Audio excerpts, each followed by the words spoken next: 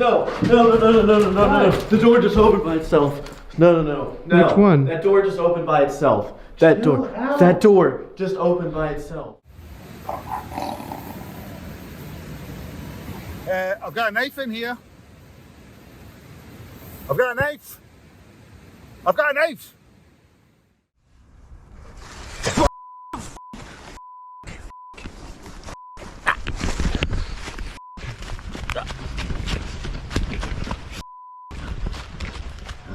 Who's out here venturing into the darkness of the wilderness, alone and vulnerable? The woods can be an eerie place, especially at night. But what happens when you stumble upon something that makes your blood run cold? Tonight, we're exploring the 9 most disturbing camping encounters ever caught on camera. These chilling clips will make you question everything about the great outdoors and leave you wondering if you'll ever dare to step into the woods alone again. From unexplained noises to terrifying encounters, these videos will haunt your dreams and make you think twice about who or what is lurking in the shadows. Jake Travis, the adventurous guy behind the Hoggett Project, was out on his latest camping trip in the rugged mountains of Washington State. His plan was simple but exciting. Dive into the wild, capture his experience, and explore strange happenings that seem to lurk in these dense woods. Back out here in the mountains, and I'm thinking of going up to the top there, having a look. If that doesn't work, back in here looks like it's flattening out. Made it to the top.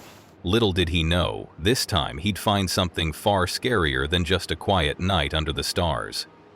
The day started like any other. He hiked up the trail toward a spot near a creek running through the woods.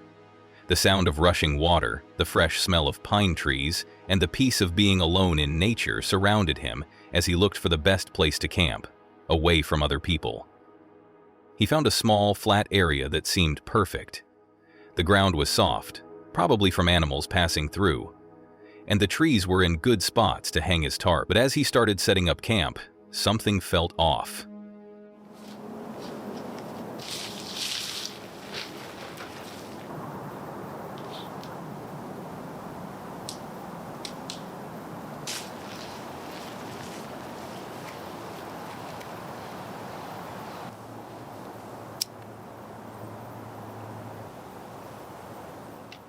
The tarp, which should have been easy, was giving him trouble.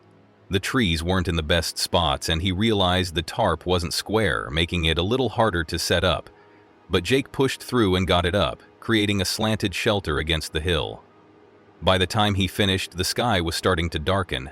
As the campfire flickered and the air grew colder, Jake began to feel uneasy.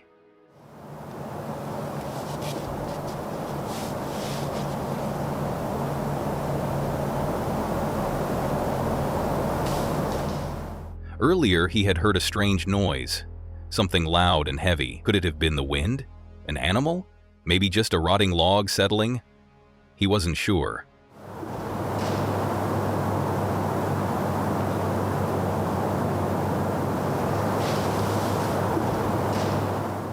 But then, as if the woods were playing tricks on him, another noise came from the forest, this time closer, the crunch of footsteps on dry leaves and twigs. Jake froze. And that's when I stand up and I just shine the forest. Of course the noise has stopped, and I'm guessing whoever it was, it found a good spot to lay low. I didn't see any eyes glowing back, didn't see any movement, other than I did see a bat. But definitely that is not what made the loud noises. And all this, I probably shined the light on the forest for a good 3 to 4 solid minutes. His heart started to race. He slowly stood up, scanning the dark woods. The light from his flashlight cut through the trees, showing only shadows and a bat flying by. But the footsteps had stopped. Whoever, or whatever, had been out there was now gone. A chill ran down his spine. He thought about what to do. Should he stay and keep the fire going, or pack up and leave? And I was like, I'm not scared right now, but I'm also thinking maybe I'm too close to the stream. That's going to attract animals coming to get a drink. The creek was too close, and the smell of water might attract animals. But still, the strange noises kept nagging at him. He decided it was time to go. As he packed up, he heard another sound. A heavy crunch, closer to the creek this time. Jake quickly finished packing, his senses on high alert. I think I see something small. Maybe it's like a raccoon or something right there by the water. And as I hit the high beam, this is when I see it. I see something standing there on the side of the road, pretending to be a statue. As he walked to his car, he glanced over his shoulder, half expecting to see something following him. And that's when he saw it. At first, he thought it was just an animal, a raccoon maybe, near the water. Whatever this was, decided it was just going to freeze, and then maybe I wouldn't think it was anything. But as I'm looking in that direction, I'm not even kidding, it looks like somebody dressed up in camo. And they've got their back slightly angled away, I'd say like at a 45 degree. They're standing there about 6 feet tall, looking like a human that I just caught that was probably sneaking up on me. That's all I can think. But when he turned on his headlights, what he saw made him feel cold all over. A figure, standing still. It looked like a person, but something wasn't right. It was positioned oddly, like it was trying to hide in the shadows. The figure was dressed head to toe in camouflage, and the way it stood seemed unnatural. There was no movement, just stillness. Jake's instincts screamed that this wasn't a regular hiker. It was like someone had been following him, trying to stay hidden. That is what happened, and eventually after the 20 seconds, he didn't move, he just kept standing there. So I just pretended like, oh, maybe I didn't see it then. On my way out, periodically I'd turn back, check. Nope, didn't see him, he's gone. And that's that. Very, very strange, and I don't know what the plan was for me. For what felt like forever, Jake kept the headlights on the figure. His mind raced. Should he call out? What if this person meant harm? But after what felt like 20 seconds, the figure still hadn't moved. In that moment, the fear that had been creeping up on him took over. If he confronted it, what would happen next? Would the stranger attack? Jake did the only thing he could think of. He pretended not to see it. He acted like everything was normal and, with his heart pounding, he turned away. But as he drove off, he couldn't shake the feeling of being watched. Every time he glanced in the rearview mirror, the figure was gone. He didn't see it again, but the unease stuck with him long after. The mountains had always been his peaceful escape, but after that night, the woods didn't feel so welcoming anymore. Who had been out there with him, and what did they want? Was it just a lost hiker, or was something darker going on? Jay couldn't stop thinking that the woods were hiding more than he was ready to find. The fear of the unknown stayed with him, and as he drove away from the mountains, he wondered, would it be safe to go back? Or had he just stumbled onto something far scarier than he could have imagined? What do you think? Was it just a person in camouflage? Or is there something more mysterious lurking in the woods? The explorer from YouTube channel Grizzly Gaz makes his way through a dark forest, commenting on how spooky the place looks. His flashlight flickers on and off, adding to the eerie feeling. He jokingly mentions that it's a school night, but it's not unusual for him to be out exploring. I'm in this woodland, and I've heard that pagans come in here to do their rituals. Is that what you want to call it? So I'm looking for, it's a large down tree, and it's around this area somewhere. So I'll have to figure out where that is quickly because we're losing light. As he walks deeper into the woods, he talks about rumors of pagans coming to the area for ceremonies, which makes the adventure feel more mysterious. The explorer is looking for a large fallen tree that's said to be connected to pagan rituals. He finds it, but even before seeing any signs of rituals, the place already feels strange. Despite this, he decides to set up camp near the tree. The camera shows the woods getting darker, and his gear only gives off a little light, making the area feel even spookier.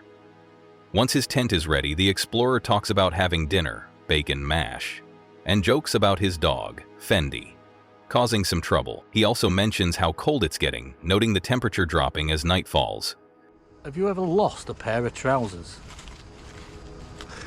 I lost my sausage jack trousers, my brown ones, and I've no idea where I put them.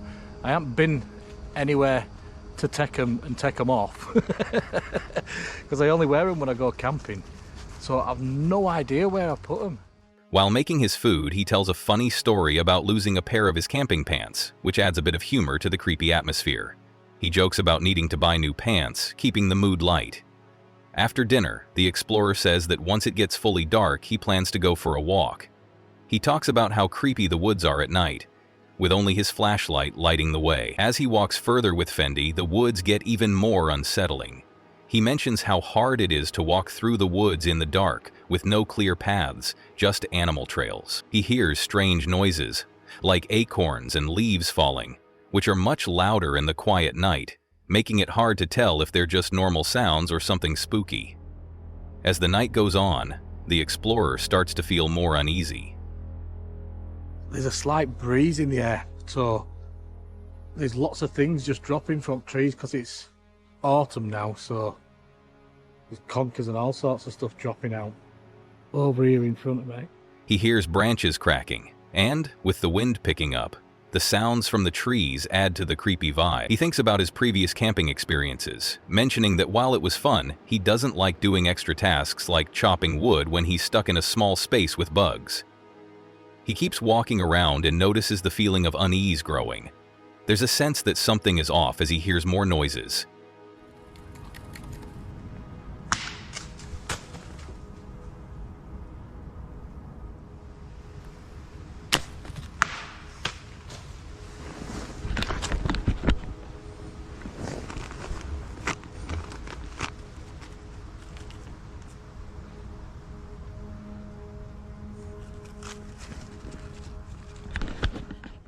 Some of the sounds seem too close, and he talks about the danger of falling branches, which can be deadly. The explorer hears more noises, including something that sounds like footsteps or someone walking nearby.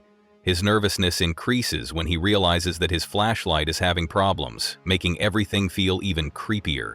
He tries to calm Fendi down as the dog is getting more worked up.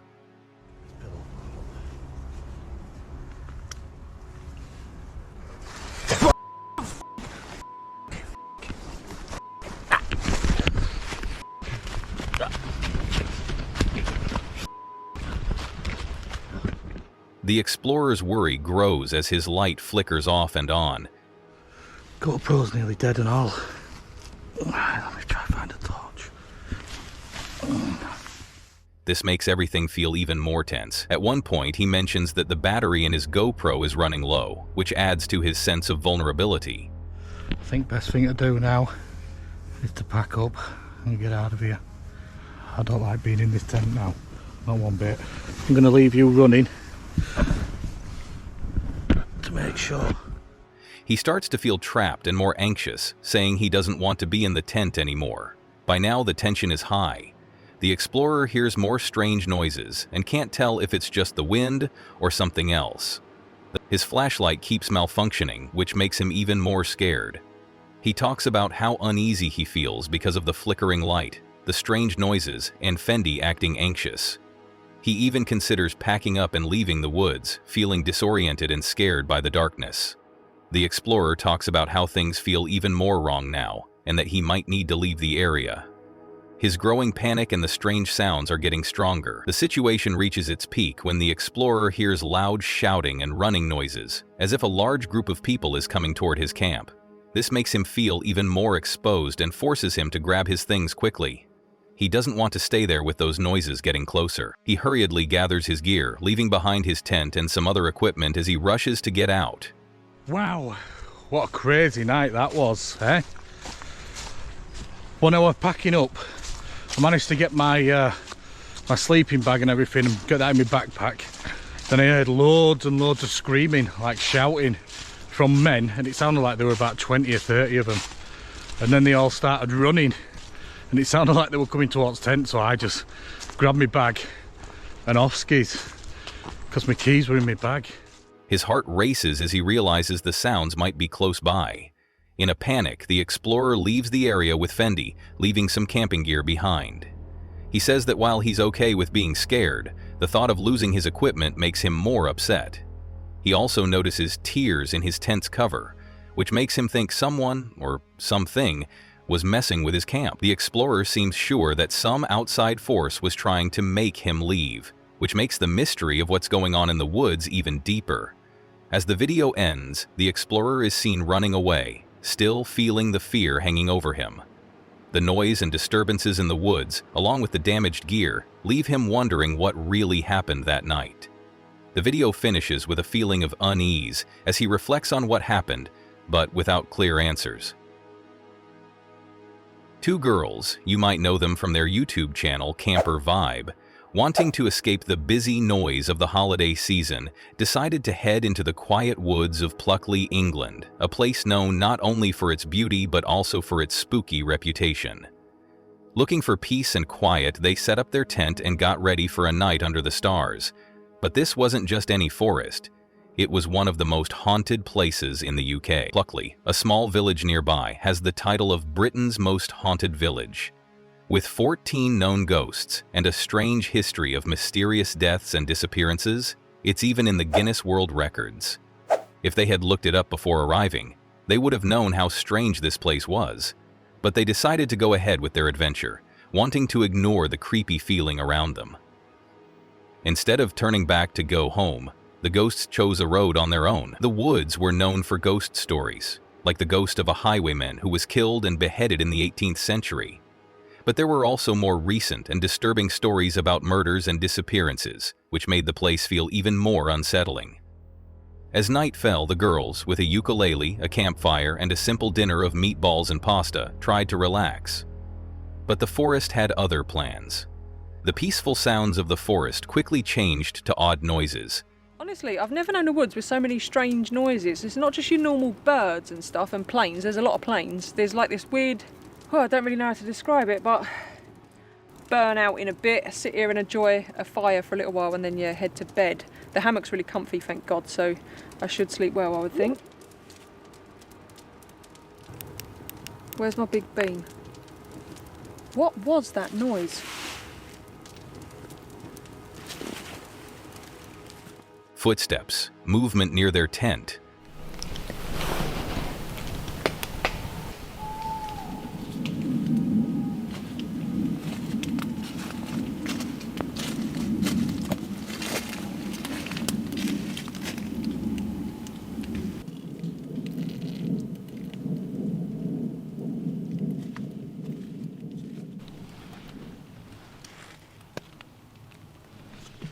And strange sounds that couldn't be explained made them nervous. It wasn't just animals, something else, something human, seemed to be lurking in the dark. What the f*** was that? I don't want to turn the light on because I'm pretty convinced there's been a person or persons. What the fuck? I've never wanted the morning to come as much as I do right now. The fear grew, making it hard to ignore the fact that they might not be alone. They tried to cheer themselves up with jokes and enjoyed their simple meal, but the atmosphere felt tense. As the night went on, it only got worse. What started as weird noises turned into clear footsteps around their camp, walking back and forth all night. The girls were too scared to turn on their flashlights or check, so they stayed in fear and uncertainty. Was it a lost hiker, or something far worse? As each hour passed, they felt more and more anxious, and by morning, neither of them had slept. The frightening feeling from the night stayed with them, but when morning came, they pushed themselves to continue. They grabbed their cameras, packed up their stuff, and headed out to explore. Along the way, they made an odd discovery, an old Bedford truck sitting all alone in the middle of the woods. They had no idea how it got there, but it seemed like the kind of place someone might hide from the strange happenings around them. They also learned that this very forest, called Screaming Wood, was one of the most famous for paranormal activity. Stories said that screams could be heard in the woods at night, scaring anyone who went too far in. They also heard stories about a monk, always mourning the death of his lover, still wandering the woods. Was it these kinds of ghosts that made the air feel so creepy? That night, their dinner was a bit fancier: steak, chips, mushrooms, and sweet corn. They tried to ignore the unsettling noises, focusing on their meal and each other. But the quiet that often fell over the woods was enough to make anyone feel uneasy. Even as they settled in for another night, knowing the haunted history of the place, they still felt scared. The wind picked up and the trees creaked. The air was still, and the deer they had heard earlier now seemed eerily quiet. Then the strange noises came again. Footsteps, slow and steady, walking around their camp. But this time, they were too scared to look. Was it something supernatural, or just their nerves getting the best of them in such an eerie place? In the end, the night passed without anything else scary happening, but the strange sounds and ghost stories stayed in their minds long after the fire went out. It was definitely the most haunted camping trip they'd ever had, and even though they didn't believe in ghosts, they couldn't shake the feeling that something, or someone, was out there watching them in the cold, quiet woods. This wasn't just a camping trip. It was an adventure into the unknown, a place where history, ghost stories, and spooky experiences all came together for a memorable, though scary night. The girls may have walked away with more questions than answers, but one thing was clear: they'd never forget their night in Pluckley's haunted woods. Tom, a 26-year-old app developer from Essex, recently started a new channel, Thomas Locke, for IRL vlogs, where he shares his outdoor adventures and personal life with his viewers. I hope that's how it ends up working out. I've just come back from a really heavy leg day at the gym. I'm still like sweating like mad. It took half an hour longer than I expected it to, so I am leaving for this wild camp. In this video, he's going on a solo wild camping trip even though he's running behind. After a tough leg day at the gym, Tom is already feeling tired and sweaty, but he's determined to make it work. He's late to leave and the sun will set in about 40 minutes. He still needs to drive for 20 minutes and walk another 20 to reach his camping spot. He's cutting it close, but that won't stop him. While driving, the sunset light reflecting off the car makes everything feel magical, and he gets more excited about the trip. He jokes that he'll be at a feast for the mosquitoes tonight since he's covered in sweat, but it doesn't stop him. Tom wasn't planning to camp at this spot originally, but since he's running out of time, he picks a closer location. When he parks, he sees his dog Aerie loving the open field, running around happily. This lifts Tom's spirits, as he's still feeling the pressure of being late. The path to the camp is overgrown, and Tom isn't quite ready for it. There are nettles and thorns scratching his legs, and he realizes he should have worn long pants. After struggling through the thick brush, he stops to change into the right gear. Once he's ready, the trail becomes more manageable, and he feels a bit better. It's quiet though, and as he walks, he hears the faint sound of a tractor nearby. He's happy to be away from busy paths, but there's still something strange about the silence. As Tom moves deeper into the woods, something feels off. He can't shake the feeling that he's trespassing, not legally, but in a spiritual sense. His dog's tail, he keeps looking over there. His tail. It's just completely dropped. He keeps looking in that direction. The woods are so quiet, and it feels like something's wrong. Aerie's behavior makes him even more uneasy. The dog starts acting strange, staring at one spot in the woods, tail down and eyes darting around. Tom feels more uncomfortable. It's not just the quiet, it's like everything around him is watching. He wonders if he's just imagining things, but something doesn't feel right. Tom's gut instinct tells him to cook dinner, put on some bug spray, and just get through the night. But the more he thinks about it, the more uneasy he becomes. The woods just don't feel right.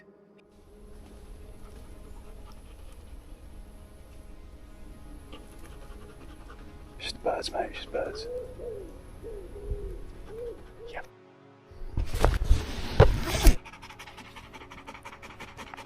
He wonders if the weird feeling is just in his head, or if Aerie is sensing something he can't see.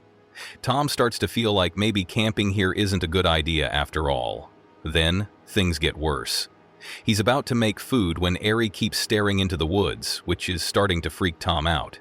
Aerie never reacts like this, and it makes Tom question if he should even stay. He begins to feel like he's doing something wrong by being there, like something doesn't want him around. The woods are silent, and the usual sounds of crickets and birds are gone.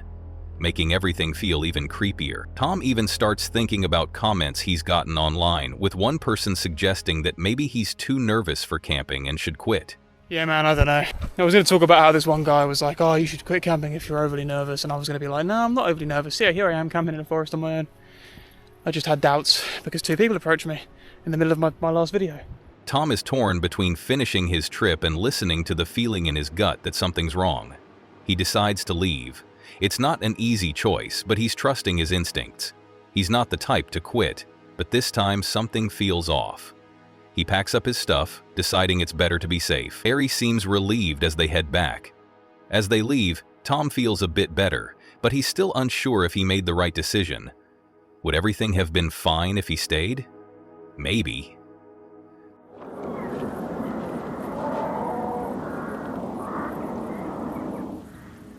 But just as he's thinking about it, something strange happens.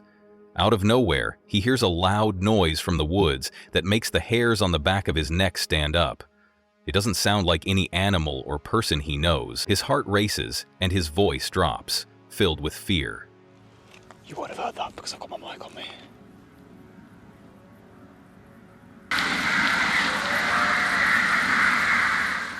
Harry too is acting strange, which makes Tom even more anxious. Now Tom is completely sure that leaving was the right call. The strange noise and the weird vibe in the woods confirm that it wasn't a place he should have stayed. As Tom walks away, he reflects on how maybe his mind was playing tricks on him, but he's okay with that. He doesn't regret leaving. In the last moments of the video, Tom's voice becomes quieter and more serious. He thinks about how leaving doesn't feel like failure, it feels like survival. As he walks away, the video shows him glancing back at the woods one last time. Tom finishes the video with the feeling that something supernatural might have been going on. The strange noise only confirmed what he already suspected, that the place was off. While he doesn't have an explanation for what happened, he's fine with that. He made the right choice to leave, and he feels at peace with his decision. Urban explorers have a talent for finding forgotten places, and one such group, based in the Greater Toronto Area, GTA, set out to explore a creepy location, the abandoned Gundry Sanitarium. Built in 1880 by architect Charles Baker, the sanitarium was originally a private facility for women who needed rest and care away from home. But its later history was much darker. In the 1990s, the building was turned into a psychiatric center for children. However, after many reports of mistreatment, it was shut down in the early 2000s. The property, taken over by the city, has been abandoned and falling apart ever since. It operated as such until its closure in 1997, where it exchanged ownership with the local church and was converted into a psychiatric facility for children. This new life was short-lived, however, after several reports of abuse and mistreatment of patients led to an official investigation of the facility following its closure in early 2000. On this particular trip, the group entered the old decaying building, some going in together, others exploring alone. At first, everything seemed quiet, just an old, forgotten place falling apart. The explorers walked through the rooms, checking out the leftovers of what was once a working building. Oh, that's a pretty sweet fireplace. Yeah, there's a bunch of them.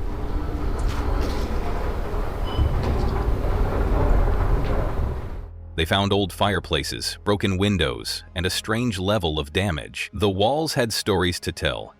Peeling paint, abandoned furniture, and signs of a past life scattered across the rooms. But as the group explored deeper, the unsettling feeling in the sanitarium started to grow.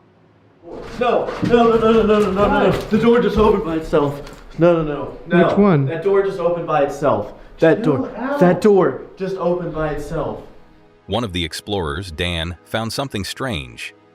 A door in a particular room opened by itself. The strange sounds and moving objects were things they had heard about, but now they were seeing them for themselves. Was it the wind, or was something or someone moving these things? As they went on, a sense of worry grew. The building had a history of people being treated badly, and as they explored further, the group started to feel that the building's past was still there, almost as if the place was filled with memories of what had happened. You said you found another dead cat? Yeah. They put a flower with it? Yeah, that's what I'm saying. Damn, that's Is messed this up. somebody killing cats and just... I don't think so.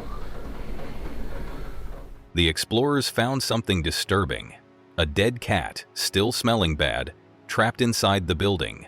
Dan thought the poor animal might have wandered in and couldn't find a way out, but the smell stuck around, mixing with the rotting air, showing that this place had been empty for a long time, but still not totally abandoned. They also found odd marks on the walls, children's drawings, religious papers, and strange messages. Even though they didn't believe in ghosts at first, the group couldn't help but notice some weird things happening. Yeah.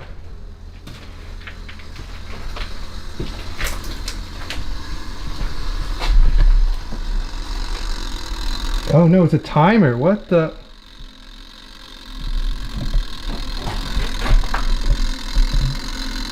Did you wind up this timer? Things were moved around, and a strange ticking noise from an old jacuzzi timer made the place feel even more creepy. The most unsettling thing they found? Dolls. When they went back to the room with the dolls, they realized the dolls had been moved. They were in different spots than where they had left them. Was it the wind? Or was something else going on?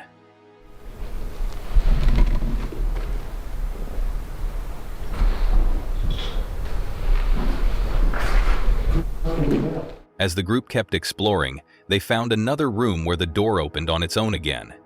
It was like something, or someone, was behind it, pulling the door open. The cold air, strange noises, and the feeling of being watched made them uneasy. They pushed on, trying to figure out what was happening. In one of the last moments, they went into the basement and found more strange signs. Look at the old pipework.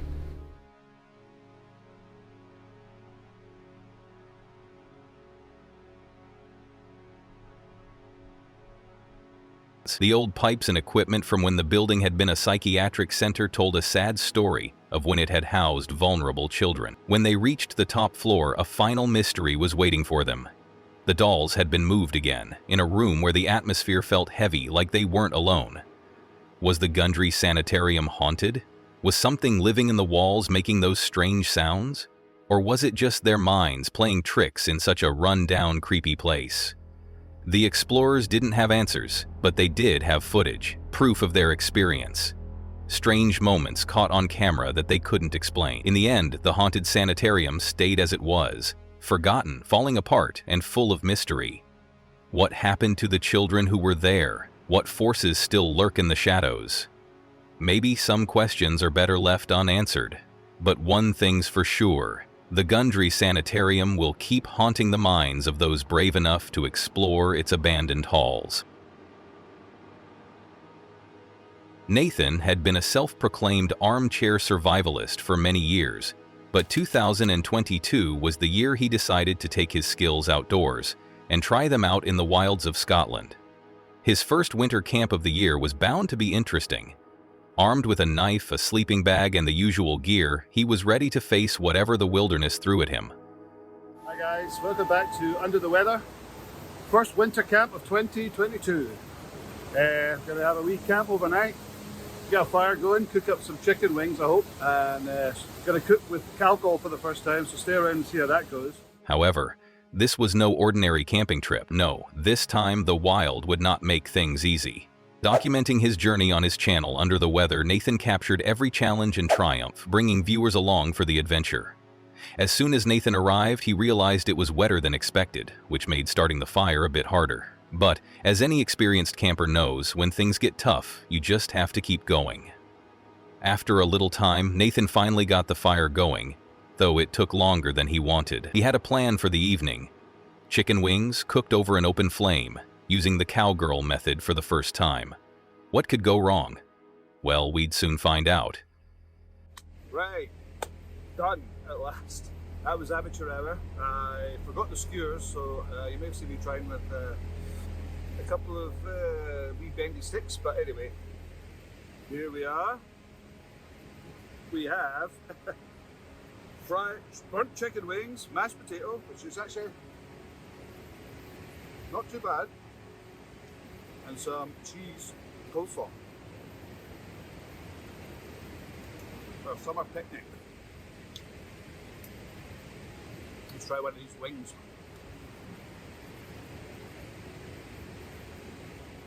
Next, it was time to try out his new sleeping bag. Nathan had brought along a fine nature hike sleeping bag designed for winter camping. He unwrapped it and hoped it would keep him warm as promised. When he opened it, he joked that it would magically expand like the TARDIS and keep him cozy for the night. Right, I think that's me ready to settle in. Trying out the new bag, which is pretty cozy. I think I'm actually going to be too hot. That's about it. So, let's see. God, I'm roasting already. Oh, feels good. Oh, that feels good. A bit too hot, but right. So I think I'm going to go to sleep. And unless something crazy happens, I will see you in the morning. Good night. He left it to puff up, trusting the goose down to do its job.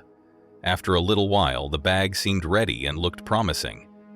Nathan was excited about it, but would it be enough to keep him warm in the cold of the night? Now, with the fire and sleeping bag under control, Got milk with me today. Oh, I don't know how much this might take.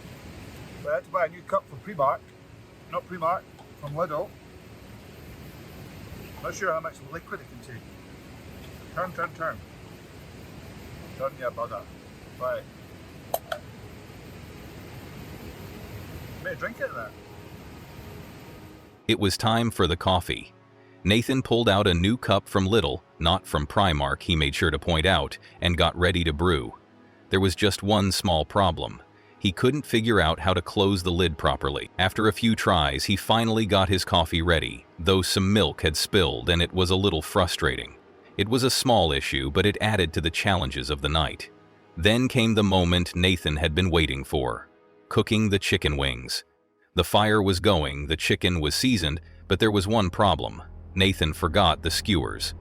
No problem though, improvising was key in the wild, so he grabbed a couple of bendy sticks, and that would have to do. The chicken wings were placed over the flames, and after a little work, Nathan ended up with what could only be called fried burnt chicken wings. It wasn't a gourmet meal, but it was edible, and surprisingly, it tasted good once he added a lot of Tabasco sauce. A side of mashed potatoes and coleslaw completed the meal, which wasn't too bad, considering the situation. And as funny as it may seem, basing the chicken with Tabasco sauce, that's heaven.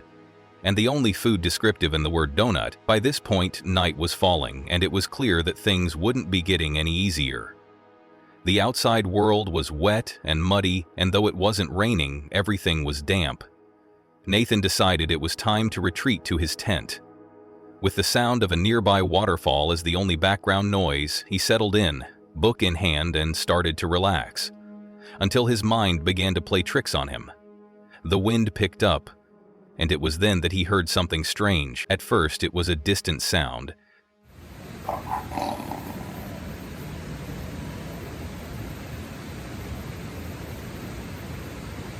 I've got a knife in here. I've got a knife. I've got a knife.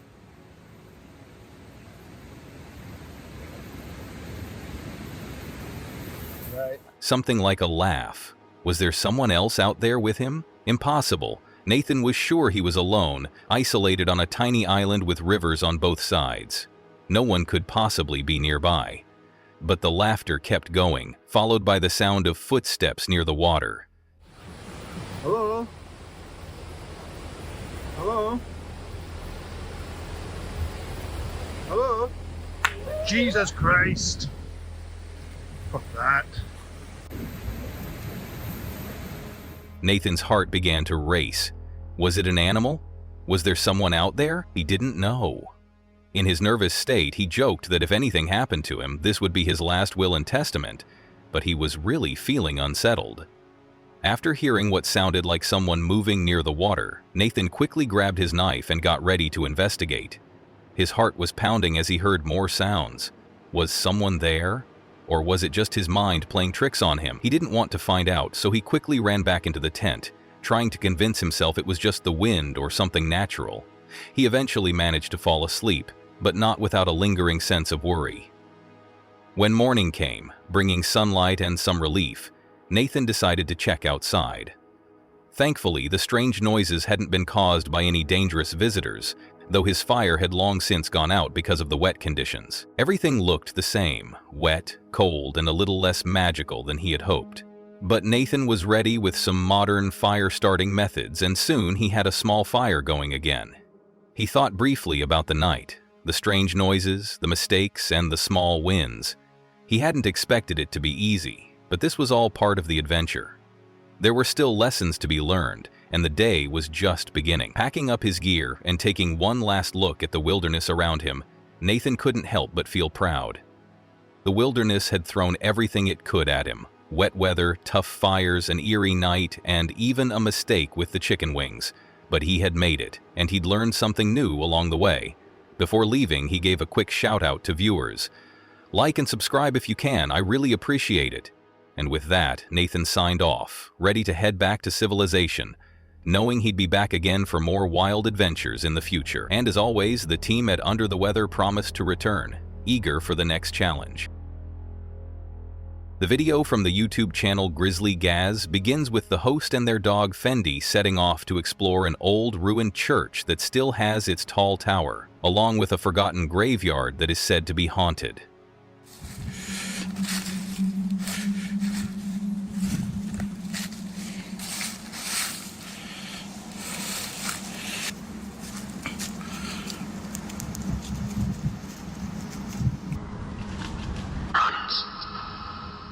The host jokes about how spooky the place is and expresses excitement about the adventure ahead. As they get closer to the church remains, the host explains that it used to be the Church of England, but it was torn down in 2007 after a storm. Even though it's been destroyed, the tower and some lower parts of the church are still standing. I'm here in Stony Royd Cemetery to try and find an old church that's been demolished, but there's still a spire left, and also a forgotten graveyard that's apparently haunted. So come on, let's go find it. The host shares their interest in Gothic buildings, pointing out the old stone walls and fancy details, including the tile floor that is still there inside the church. They wonder about the church's design and ask viewers to share their thoughts, especially about the weep holes on the outside. They mention that the church might have been used by people who didn't follow the main church's teachings, and that the site is now closed to the public. The host then heads to the forgotten graveyard, showing graves and tombs that have been covered by leaves and time. So this is the forgotten graveyard up here. And these are all the forgotten graves. They mention that the cemetery has stones remembering those buried there. The host talks about the eerie feeling in the air, mentioning church bells and a notice that the cemetery is closing. As they explore, the host shares some history of the place. They explain that Christopher Rawson's mansion was built there in 1764, and in 1860, the land was bought by the Halifax Corporation. They tore down the mansion and built a fever hospital that had 2 churches and 2 graveyards, one for the Church of England and one for people who didn't belong to it. The host describes how thousands of bodies were moved from 3 different churches to Stony Royd Cemetery, where the remains of over 3,000 people were relocated. They reflect on how these people were moved and forgotten, adding to the spooky vibe of the cemetery. The host mentions the legend of a lady in white who is said to haunt the woods, building even more suspense. There's a lady in white here. As it starts getting dark, the host sets up a tent near the vault and plans to stay overnight. There it is.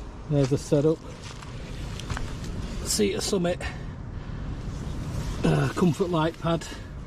The Nature Hike CW 400 sleeping pad. That's Fendi's Seat Summit pad. Trekology pillow. They joke about their camping gear, like the sleeping pad and pillow, and remind themselves to keep the tent zipped to keep bugs out. While setting up, the host points out that Fendi is acting strangely, which adds to the creepy atmosphere. Setting up the tent gives a break from the tension, with a nice view of Halifax in the background. Once the camp is ready, the host uses an EVP, electronic voice phenomenon, device to try and communicate with any spirits around. The device responds with the word lower, followed by Albert. If someone's here, will you come and say something into this device?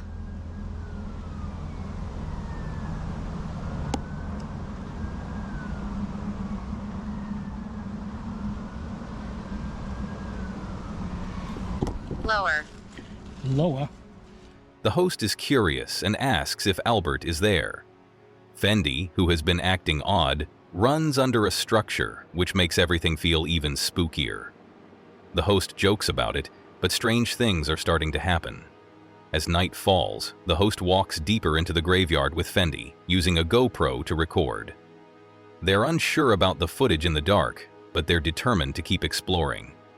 They find a dark and spooky part of the site, where they hear strange noises and see shadows that might be from ghosts.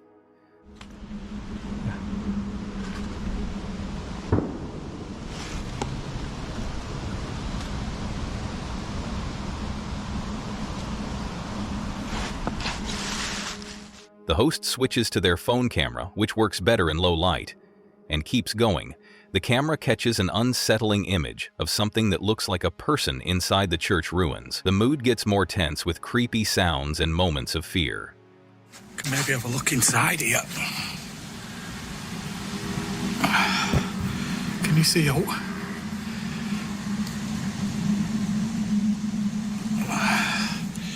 At one point, the host finds a disturbing image of a cat in a pet cemetery and jokes about the movie Pet Sematary. This makes everything feel even creepier, and the host mentions that they might need to leave soon before things get even weirder. They keep exploring, focusing on the spooky church tower and the haunting stained glass in the moonlight. The mystery deepens as the host comments on the beauty of the place, even though it feels eerie. As the night goes on, the host has a strange moment when they see something they describe as a strange little creature. It's hard to tell if it's an animal or something else, but the host is a little shaken. Fendi seems to sense something too, but the host reassures the viewers, saying that they have their dog for protection. They're relieved when the exploration for the night ends, but the feeling of tension still lingers, leaving the door open for more spooky events. The video switches to the next morning, with the host waking up around 6:30 a.m. as the sun starts to rise. They think back on the experience, noting that nothing especially paranormal happened during the night, though the atmosphere was still unsettling. They joke about their camping gear, including a comfy sleeping bag, and share a funny moment with Fendi. The host says that nothing supernatural happened, but they still feel the thrill of the eerie adventure. Larry's channel, Work Less, Enjoy Life More, was all about getting away from the stress of always working and living with less pressure. He used to run his own businesses, working long hours and feeling like his days off didn't really exist. He realized his life was taken over by responsibilities, big properties to take care of, bills piling up, and decided to sell Now he works less than part-time, just enough to pay his bills, and spends his time in places like this, places most people only visit on weekends, if that. I used to have my own businesses, I worked a lot, felt like even on my days off, they weren't days off. I decided to sell everything, kind of let the businesses go, and now I work what I would consider less than part-time, and it pays my bills. Larry thought he was very lucky to have this life. One evening, Larry was camping in a beautiful, quiet spot, far away from the busy world. The temperature was finally cooling down to 78 DGF, and he had a fan going to help move the air, since his air conditioner had broken the week before. He thought he had about an hour or two before it got fully dark, so he decided to relax and maybe watch some TV while waiting for the heat to drop. It was supposed to be a peaceful, easy evening, just the kind of thing he had been working for. But then things took a strange turn. While he was getting comfortable, the normal sounds of nature around him started to change. The calm noise of the wilderness was broken by something unusual. A sound outside.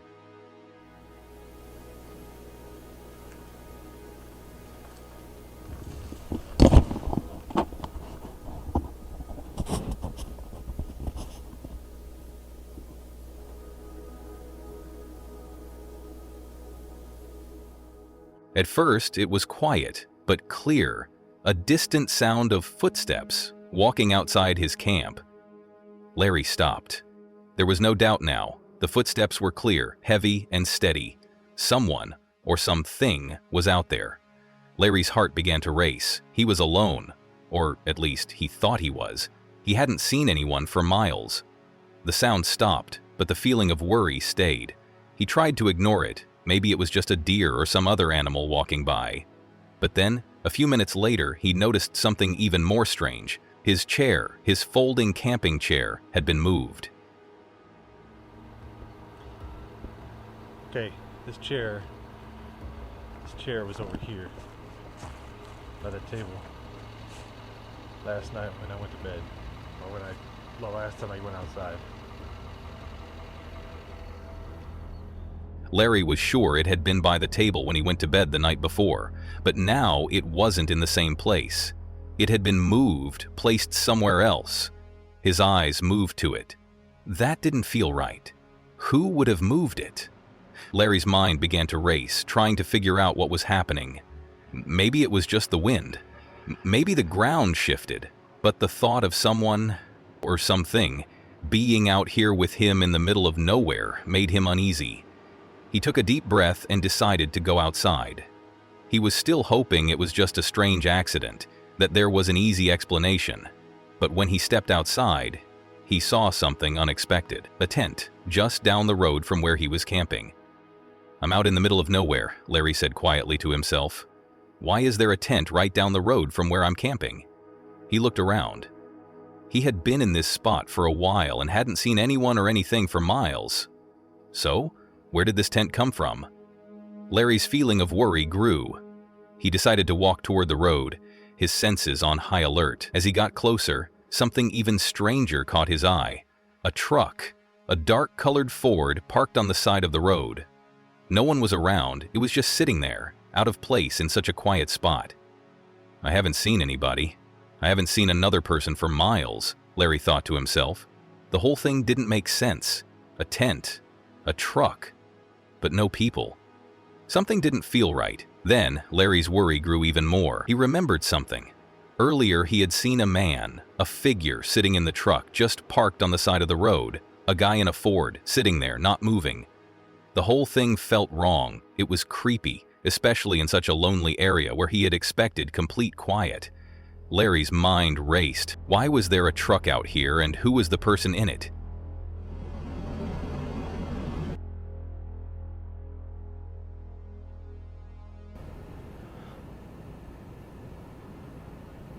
I'm out in the middle of nowhere. Why is there a tent? Like right down the road from where I was camping. Why hadn't he seen anyone earlier in the day, and now there were signs of life? Strange, unexplainable signs? At that moment, Larry's gut told him something was wrong. Something wasn't right in this peaceful, quiet place. The calm of the night had been broken, replaced by an uneasy feeling. He wasn't just camping anymore, he was starting to feel like someone was watching him. He spoke to the camera, trying to make light of the situation, but his voice had a nervous edge to it. "Don't forget to share this with a friend if you want to freak them out," he said half-jokingly, but the fear in his voice was clear. Something was wrong. Larry felt it deep down. He wasn't alone out here. But who, or what, was out there with him? Was it just a strange accident? Or had he found something much darker than he had imagined? As he stood there, questioning everything, Larry couldn't shake the feeling that he was being pulled into a mystery he wasn't ready for. He had come out here for peace and quiet, but now the woods felt strange, even dangerous. The calm night that had seemed so peaceful just hours ago now felt like the quiet before a storm. What do you think? Was it just a strange coincidence? Or was there something more horrible at work in that quiet part of the wilderness? And who was the man in the truck? Larry might never know, but for now, the mystery remains. Steve Wallace starts the video by talking about his plan to visit the place where there was a famous Bigfoot Sasquatch sighting on Mica Mountain. Even though he doesn't really believe in Bigfoot, he's doing this to follow the requests from his viewers. He drives up the logging road in his old 1997 Toyota Corolla, trying to get as close as possible to the spot where someone named William Rowe saw something strange back in 1955. Steve says he's more worried about running into bears, especially black bears, because the area is known for wildlife, mostly bears. He takes steps to stay safe, like bringing bear spray and Moose's whistle. When he gets to their camping spot, Steve comments on how nice the place is, but there are lots of mosquitoes. Now this is a beautiful spot. The mosquitoes are horrendous. That's about the worst that I've seen them on this trip so far. So first things first is I'll get this thermocell going, and that should kill the ones in this vicinity. Then I can set up our little rain tent. To keep the bugs away, he sets up a thermocell, which he says should help clear them out. He then sets up a small rain shelter to keep them dry since the weather forecast says it might rain. He also mentions that there's proof of bears in the area, some blueberries have been eaten by animals, but he plans to keep food away from their tent so they don't attract any bears. His main worry is not surprising the animals and making sure they don't come near their camp. While setting up camp, Steve gets annoyed with the new Coleman 8-person tent he bought. Unlike his usual pop-up tent, this one takes more time and effort to set up, and it takes almost an hour to get it ready. Even though he's frustrated, he stays in a good mood and jokes about how much he misses his old, easy-to-set-up gear. Steve talks about how different ground types can make setting up tents hard, as sometimes the ground is too soft or hard, making the tent unstable. Steve also shares the story of the Bigfoot sighting in the area, especially the 1955 report by William Rowe, who said he saw something like Sasquatch near the top of Mica Mountain. Even though Steve still doesn't believe in Bigfoot, he knows some people do.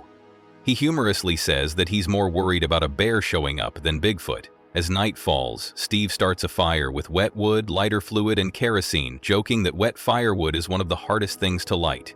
He also talks about how he's curious about the possibility of meeting something strange, even though he doesn't expect anything to happen. As rain starts to fall, he tries a tree knock. That clear sky turned into rain pretty quick, actually. The can of chili is still turning into food over there by the fire. And no sign of anything out here so far. Really, I've been camping out here kind of in this area for years now, on the order of. Where people tap a tree with a stick to see if they can get a response from Bigfoot. He tries it a few times but doesn't hear anything. He's not sure if he's doing it at the wrong time or place or if he just needs a better stick. Later, Steve admits that he's not really expecting anything but is still enjoying the camping trip. He heats up a can of chili by the fire, making Frito pie with corn chips, cheese, and chili. He says it's easy to make and something he should do more often. Steve thanks his viewers for their support, especially those who've sent beer donation gifts to help fund his trips. He talks about how his job as a furnace repairman has its ups and downs, and the donations help him keep making these videos. He also mentions that he forgot to bring his own drink, but will open one soon. As the night goes on, Steve becomes more thoughtful, mentioning the clear sky and how beautiful the Milky Way looks. The stars tonight are ferocious. The Milky Way is actually overhead going full Monty right now, like horizon to horizon. It's just incredible. I'm going to try and snap some stills of that because I can't get it on film. He wonders if animals act differently on nights without the moon, thinking they might stay quiet because it's so dark. Even though the sky is peaceful, the rain starts falling again, and he keeps working on his meal. He hasn't heard or seen anything strange, but he stays cautious, always looking around. Around 11 p.m., Steve decides to try tapping a tree again to see if he gets a response. Still, nothing happens. He laughs at himself, saying he probably needs a better stick and that Bigfoot hunting is just a game of chance. He decides to relax and enjoy his Frito pie, even as the rain keeps falling. At some point during the night, Steve hears noises outside the tent. He quickly grabs his air horn, bear spray, and knife, ready to defend himself if needed.